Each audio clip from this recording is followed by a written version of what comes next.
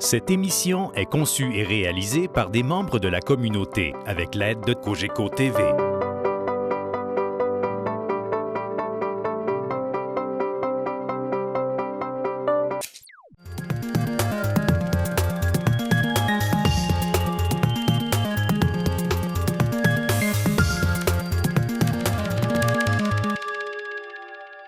Cette semaine, dans le cadre de notre capsule financière, on retrouve Sylvain Marleau, conseiller en placement pour la financière Banque nationale. Aujourd'hui, on vous parle de l'immobilier au Québec et au Canada. Bonjour, M. Marleau. Bonjour Geneviève, bonjour à tous. Oui, on parle d'immobilier. Récemment, avec quelques amis, on est allé en Californie, plus précisément en Arizona. Nous avons loué un condo. Un beau condo, un petit garage, 3 chambres à coucher, 2 salles de bain. Le condo en question, il est à vendre au prix de 200 000 OK? Tucson, dans la région où on était, c'est une région d'à peu près 700 000 habitants. Le condo similaire, situé à Saint-Sauveur, le prix demandé est 400 000 2 fois le prix. Alors, on s'est demandé, est-ce que c'est normal? On a pensé à plusieurs points. Les Américains, quand ils achètent l'immobilier, leurs intérêts, ces hypothèques sont déductibles. Donc, c'est un avantage en leur faveur. L'imposition au Canada sur nos salaires est beaucoup plus élevée qu'aux États-Unis, surtout en Californie. Un autre avantage à leur valeur, de leur côté. La population au Canada est plus vieillissante. Aux États-Unis, la strate des jeunes, 20 à 30 ans, qui arrivent sur le marché pour acheter une maison, est beaucoup plus grande qu'au Canada. Les Canadiens sont très endettés. Les Américains aussi sont endettés, mais par contre, le sujet est documenté. L'endettement des Canadiens est plus élevé que celui des Américains.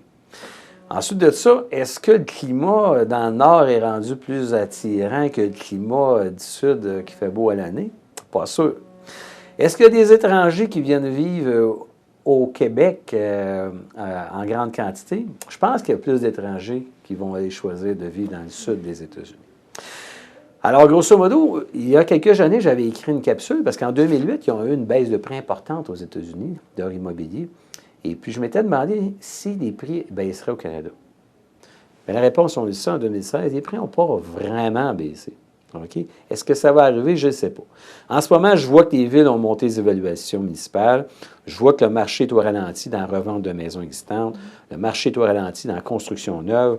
Je vois des prix des maisons vendues et maisons existantes qui commencent à se rapprocher des évaluations municipales, commencent peut-être même à baisser dans certains cas. Je vois qu'il y a eu des baisses de prix un peu partout dans le monde, pas juste aux États-Unis, OK? En Europe, en France, etc. Puis nous autres, on n'en a pas eu. OK? Puis en 2012, il y a la revue de l'Économiste qui disait que nos prix au Canada étaient surévalués de 54 Bon, il n'y a pas eu de baisse de prix encore. On n'est pas sûr si ça va arriver. Mais il y a 2 éléments, quand on regarde le futur, qui vont arriver. La démographie, le Québec est vieillissant. Dans 15 ans, 25 de notre population va avoir plus que 65 ans. Ensuite de ça, au niveau des variations de revenus d'habitants, avez-vous vu des hausses notables des salaires depuis 10 ans? Pas réellement, plus 2,4 par année.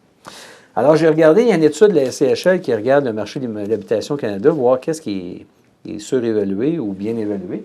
Dans le tableau, on peut voir que tout ce qui est en vert, ça c'est par ville, le marché semble bien évalué selon les données de la SCHL. En jaune, c'est modérément évalué, peut-être un peu cher. Et puis en rouge, c'est nettement, les prix sont trop élevés. Alors quand on regarde, au niveau de Vancouver, bien là, on nous dit que le marché montre des signes élevés de surévaluation.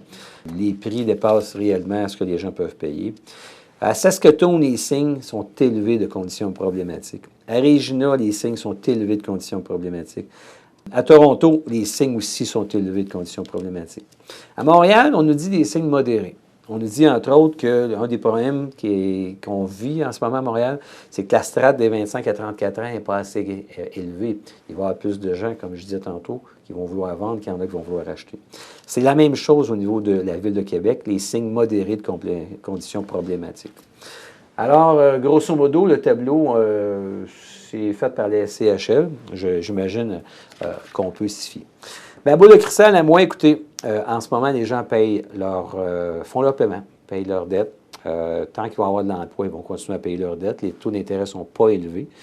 juste une hausse de 2 des taux d'intérêt, ça va arriver un jour. Ça pourrait foutre le bordel sérieusement dans le marché d'habitation. Moi, je pense que dans le meilleur des cas, dans 10 ans, les prix vont être au même niveau. Et puis, est-ce qu'on va avoir des baisses de prix? Les gens qui cherchent une maison, gardez l'œil ouvert. Soyez patients.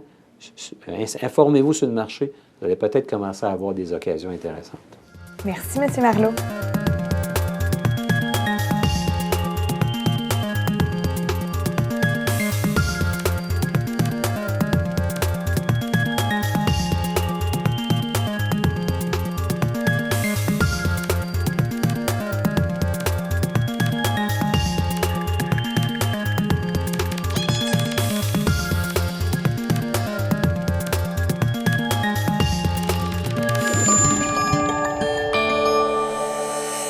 Cogeco TV, un service exclusif aux clients de Cogeco.